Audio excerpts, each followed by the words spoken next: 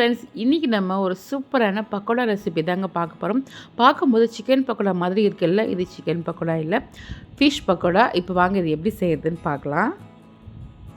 இந்த பக்கோடா செய்கிறதுக்கு பாறை மீன் தான் எடுத்துருக்குறேன். அதில் வந்து போனே இருக்காது, சென்டர் போன் மட்டும்தான் இருக்கும். அதனால் இதில் அழகாக இது மாதிரி க்யூபாக வந்து கட் பண்ணி கொடுப்பாங்க. இதை வந்து நீளமாகவும் கட் பண்ணி வாங்கிக்கலாம். நான் வந்து இன்றைக்கி வந்து க்யூபாக வந்து கட் பண்ணி வாங்கியிருக்கிறேன்.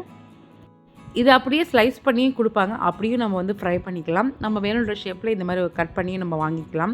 இப்போ இதை க்ளீன் பண்ணி எடுத்தாச்சு. இதில் வந்து மசாலா சேர்த்துக்கலாம். 2 ஸ்பூன் கார்ன்ஃப்ளவர், 2 ஸ்பூன் மைதா மாவு, 2 ஸ்பூன் அரிசி மாவு, மிளகாய்த்தூள் உங்கள் காரத்துக்கு ஏற்ற மாதிரி சேர்த்துக்கோங்க. நான் 1.5 ஸ்பூன் மிளகாய்த்தூள் சேர்த்துருக்குறேன். நெக்ஸ்ட்டு 1 ஸ்பூன் தனியாத்தூள், 1 spoon chicken masala, next 1/4 spoon மஞ்சள் தூள். ஃபிஷ்ஷுன்றதுனால மஞ்சள் தூள் சேர்த்தா தான் அந்த வாடை இல்லாமல் இருக்கும். அடுத்தது தேவையான உப்பு, ஒரு முட்டை சேர்த்துக்கோங்க. இதில் முட்டை சேர்க்கறதுனால எண்ணெயில் போடும்போது மசாலா எதுவும் பிரிஞ்சு வராது, அதுக்காக தான் முட்டை சேர்க்குறது. அடுத்தது 2 ஸ்பூன் இஞ்சி பூண்டு பேஸ்ட், கொஞ்சமாக கருவேப்பிலை, ஒரு லெமனோட ஜூஸ் சேர்த்துக்கோங்க. சிக்கன் பக்கோடா சாஃப்டாக வரதுக்காக நம்ம தயிர் சேர்ப்போம். அதே மாதிரி அது ஒரு டேஸ்ட்டும் கொடுக்கும். ஆனால் வந்து ஃபிஷ்ஷில் வந்து அதை சேர்க்கக்கூடாது. அதுக்கு பதிலாக நம்ம வந்து ஒரு லெமன் வந்து முழுசாக சேர்த்துருக்குறோம்.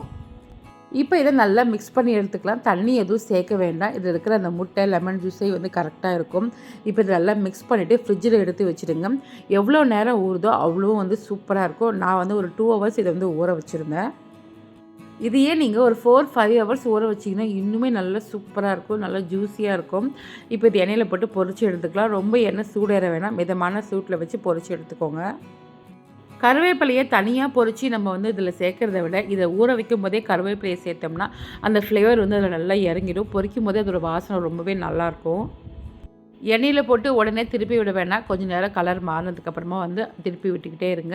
பாருங்கள், மசாலா எதுவுமே எண்ணெயில் பிரிஞ்சு வரவே இல்லை பாருங்கள். இப்படி தான் இருக்கும். அந்த முட்டை சேர்க்கறதுனாலையும் அதே மாதிரி ஃப்ரிட்ஜில் வைக்கிறோம், அதனாலேயும் வந்து மசாலா எதுவும் பிரிஞ்சு வராது. நான் முதலே சொன்ன மாதிரி ஹை ஃப்ளேமில் வச்சு ரொம்ப கலர் மாற விடாதீங்க. இந்த அளவுக்கு கலர் வந்தால் போதும். ஏன்னா ஃபிஷ் வந்து சீக்கிரமாகவே குக் ஆகிரும். இப்போ நல்லா வந்து குக் ஆகி வந்திருக்கு. மேலே நல்லா கிறிஸ்பியாகவும் உள்ளே வந்து சாஃப்டாகவும் இருக்கும். இப்போ இது எல்லாத்தையும் பொரித்து எடுத்தாச்சு. இது வந்து சூடாக சாப்பிடணுன்னு கூட அவசியம் கிடையாதுங்க. சிக்கன் பக்கோடாவாவது கொஞ்சம் நேரம் சூடு ஆறிடுச்சுன்னா வந்து ஹார்ட் ஆகிடும். இது அப்படி இல்லை, எவ்வளோ நேரம் ஆனாலும் இப்படியே சாஃப்டாக தான் இருக்கும். டேஸ்ட்டும் பார்த்திங்கன்னா அல்டிமேட்டாக இருக்கும். பாருங்கள் எவ்வளோ சாஃப்டாக ஜூஸியாக இருக்குது. மேலே வந்து கிறிஸ்பியாக இருக்குது, உள்ளே வந்து சாஃப்டாக இருக்குது. இது கூட வந்து சாம்பார் சாதம் இல்லைனா வந்து சேமியா, அதாவது இடியாப்பம் வச்சு சாப்பிட்டோம்னா அவ்வளோ சூப்பராக இருக்கும். கண்டிப்பாக நீங்களும் இது ட்ரை பண்ணி பாருங்கள். ட்ரை பண்ணி பார்த்துட்டு எப்படி இருந்ததுன்னு எனக்கு கமெண்ட் பண்ணுங்கள். இந்த வீடியோ பிடிச்சிருந்தா லைக் பண்ணுங்கள், ஷேர் பண்ணுங்கள், மறக்காமல் சப்ஸ்கிரைபும் பண்ணிவிடுங்க. நெக்ஸ்ட் வீடியோவில் நான் உங்களை மீட் பண்ணுறேன். பாய்.